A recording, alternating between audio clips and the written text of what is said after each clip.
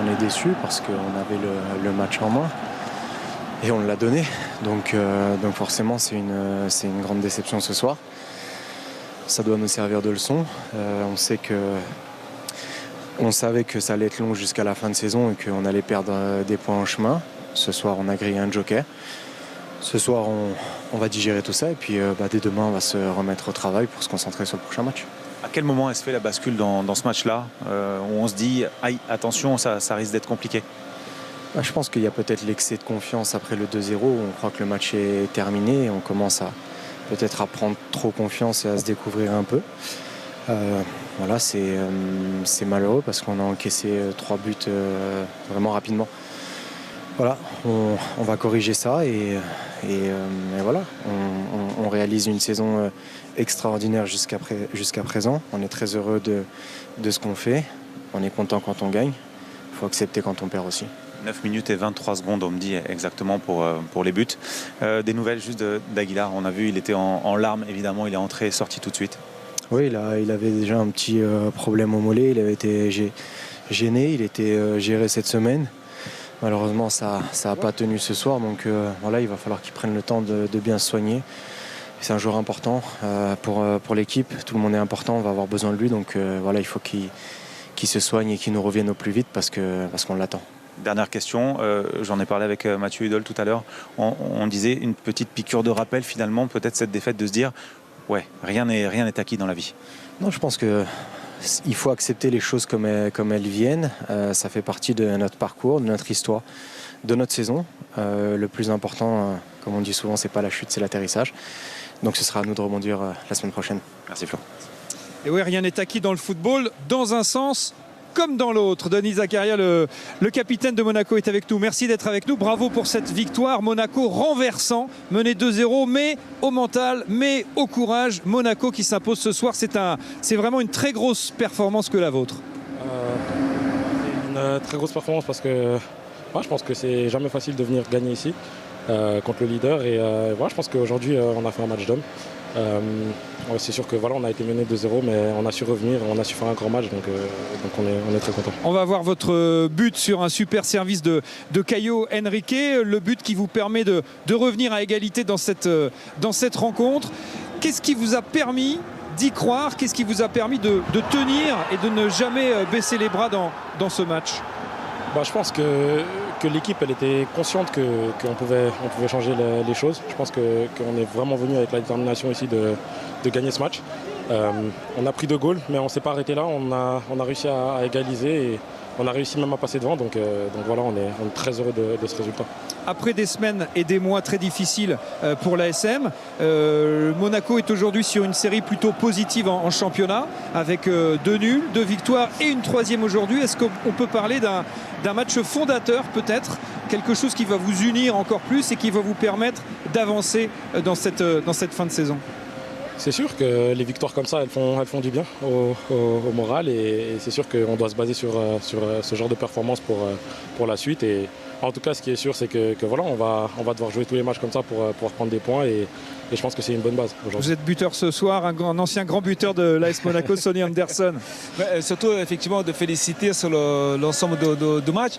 Est-ce que vous sentez déjà, parce qu'on a parlé avec le coach avant la rencontre, qu'il y a de mieux dans l'équipe, mais il y a peut-être les résultats qui ne correspondent pas, notamment celui contre Paris. Est-ce que ce match-là, ça va être pour vous une source de motivation pour le match contre Paris Saint-Germain? C'est sûr que... Vous croyez? C'est sûr que c'est une source de motivation. Après, on sait que le Paris sont les grands favoris. Ils ont un but d'avance. On doit aller là-bas et faire encore un grand match pour pouvoir essayer de se qualifier. Ça ne va pas être facile. On va tout faire pour passer, mais c'est clair que Paris est favori. Ce qui est bien, c'est que ce soir, on sent avec Liouche et Golovin, qui sont quand même 2 garçons qui ont une importance du côté de Monaco. Vous avez montré un état d'esprit remarquable sur le terrain.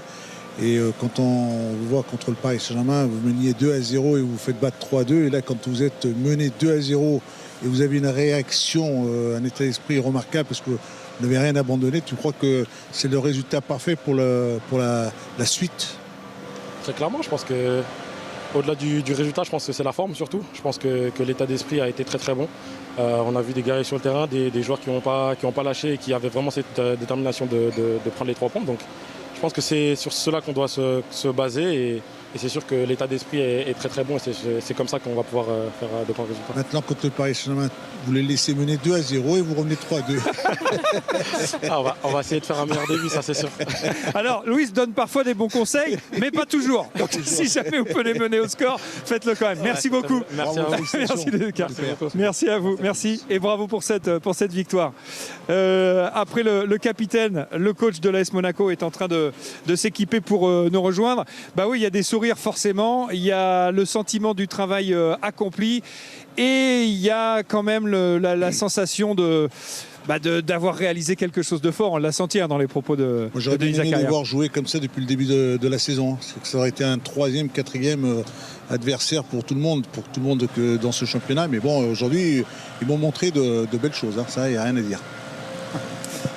Et ben voilà, un capitaine heureux et un coach très heureux également.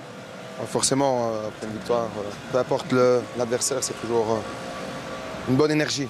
En parlant de l'énergie, c'est précisément ce qu'on a relevé nous en tant que spectateurs de cette rencontre, l'énergie, le mental, le courage dont ont fait preuve vos joueurs pour mener 2-0 face au RC Lens.